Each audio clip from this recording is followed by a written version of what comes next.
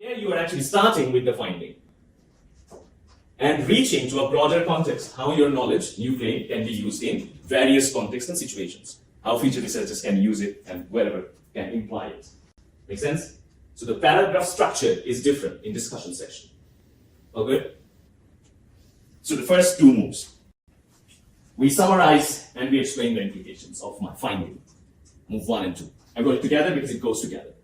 I summarize the result as well as I explain the implication of my finding. Move 2 and 3. The obligatory part is we comment. Limitation is optional. There might not be limitation in every research. If there is, you mention it. We will see a sample how we mention the language of limitations from this book today. And if we get time after finishing the task, as I said earlier, we'll try to look into our scholarly articles also, how limitation is mentioned, what kind of languages are used in our scholarly articles. Recommendation, or we identify useful areas of research or future suggestions. That could be optional, not necessarily always will suggest something, but there will be certain recommendation. Even if it's small, it's better if you write a recommendation. The future possibility of it, of any research that you're doing. Okay?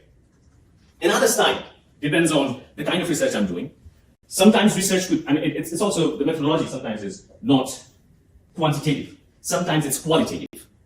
In qualitative, argumentative paper, there's a theory called Toulmin model. Now, it might not be applied in every paper.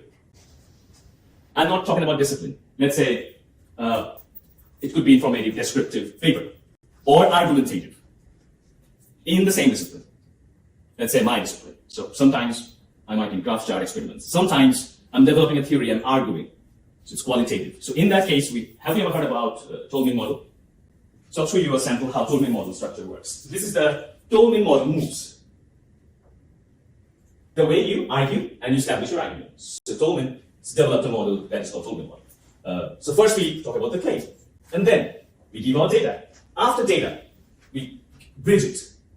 Bridge it like, it's also called warrant, which is called underlying assumptions. So to support your data, to support the evidences, you make assumptions.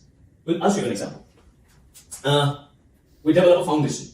We talk about the background and context.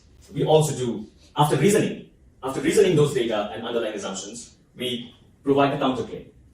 Not my claim, counterclaim, what others could argue to defeat my claim. After counterclaim, it's called rebuttal.